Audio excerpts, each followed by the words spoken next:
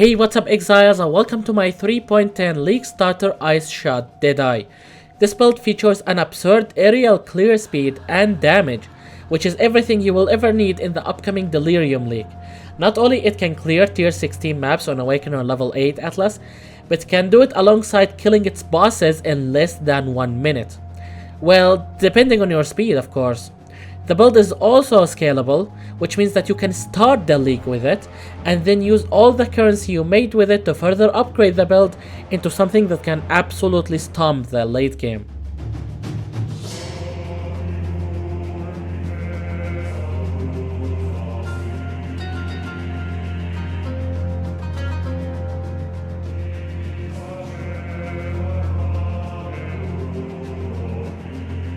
In this video we will go over what items you can start with, as well as go over upgrade possibilities as you level up.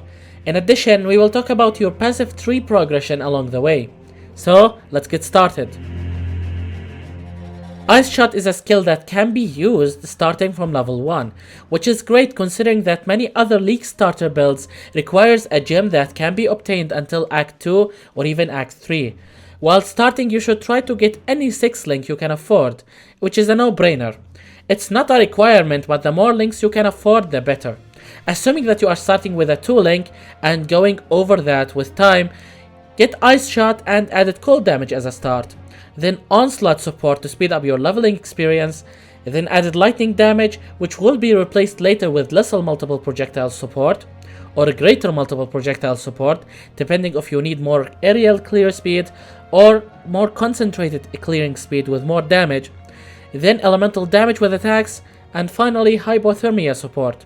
This should be your leveling setup. Now once you have access to all the gems in the game, this should be your final setup. Ice Shot, elemental damage with attacks, fork support, added cold damage or vicious projectile support.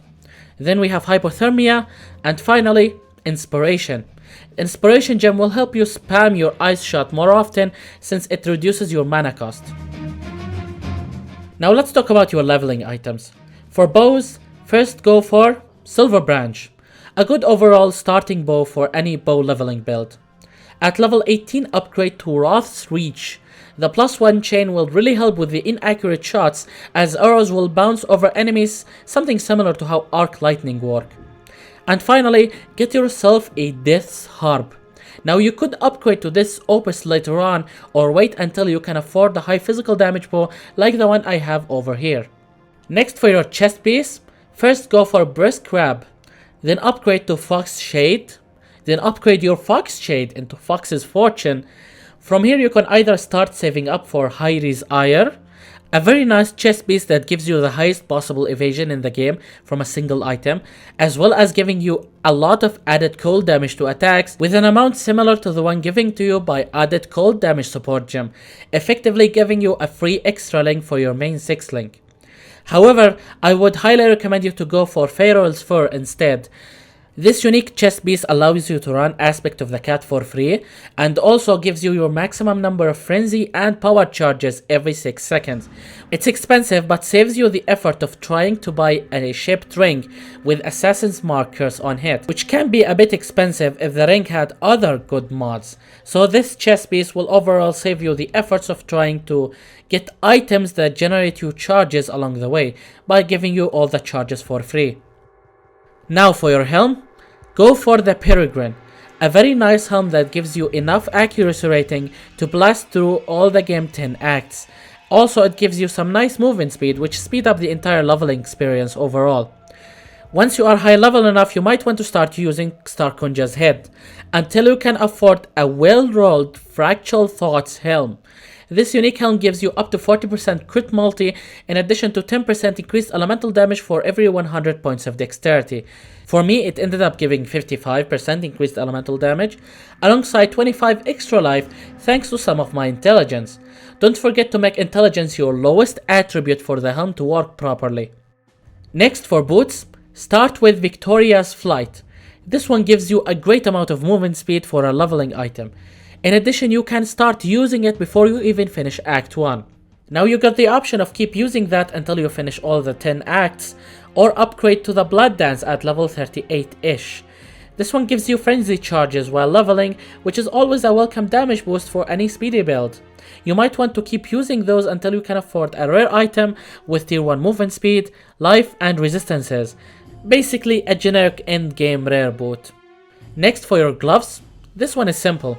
All you need is Rim Sorrow, an excellent pair of unique gloves for our build in particular, as it gives us flat cold damage to attacks and help by converting the second half of our remaining physical damage into cold.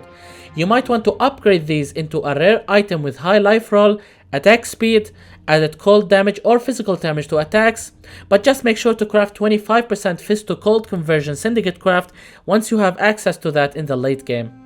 Next for your belt, start with Piranda's Blazon. The attributes given by this belt should help you equip the remainder of your items while leveling. However, once you can afford ditching the belt, switch to Prism Weave, probably one of the best elemental damage leveling items for any attack elemental build.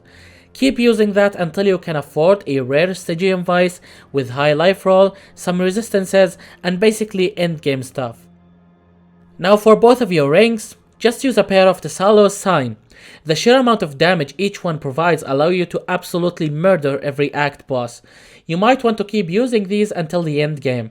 At that point, replace them with any rare ring that have life, resistances, and increased cold damage.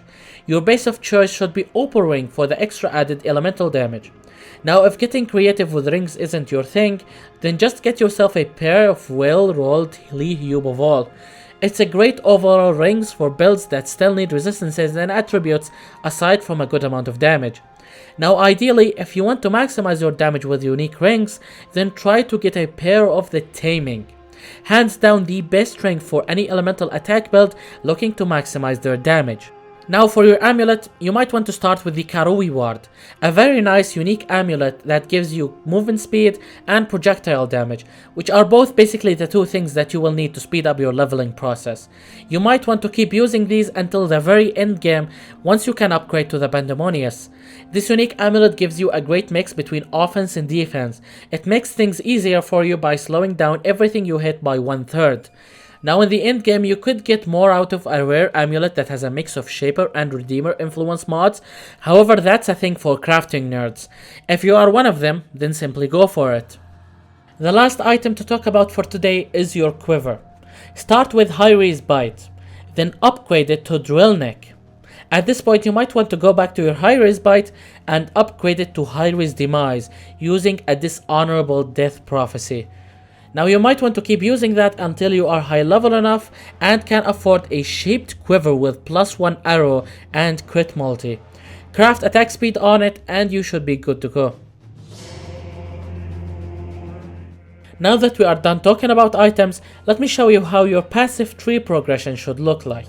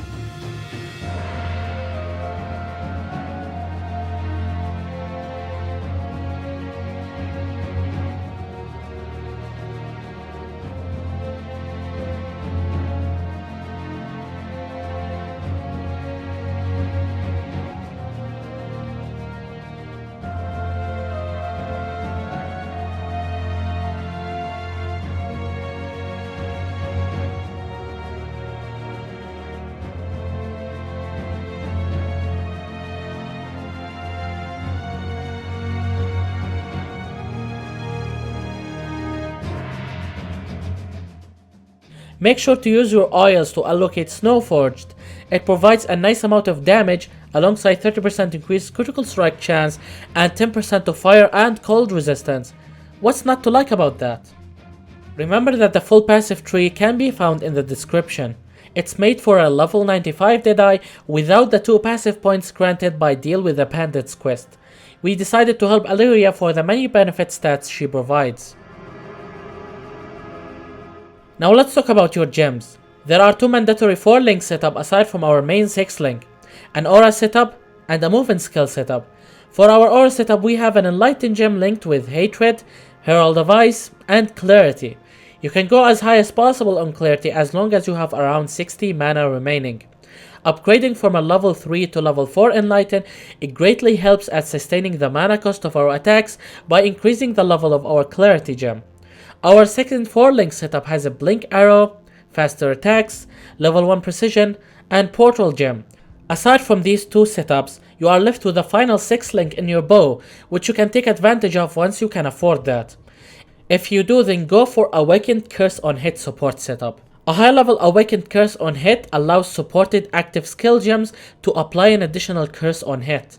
Link it with any attack skill of your choosing, alongside Frostbite and Projectile Weakness Curse. Then link this setup with Chain and Fork support to extend the reach of your curses to half of the map with a single hit from supported Projectile Attack gem. Then use your main 6-link Ice Shot to wipe out everything in a second clean shot. Finally, let's talk about your flasks. Get both a silver and a Quicksilver flask for maximum clear speed potential. Then a Jade and a Life flask for added defensive layer. And finally, Dying Sun Ruby flask for that extra 2 projectiles. For Pantheons, take the Soul of Shakari for poison immunity and the Soul of Lunaris for the extra evasion. And yeah, that was basically it for our Ice Shot League Starter Deadeye build guide. If you liked this build, make sure to like and subscribe, or maybe turn on notifications so you don't miss any future build guide like this one. My name is Phoenix and I will see you all in the next video.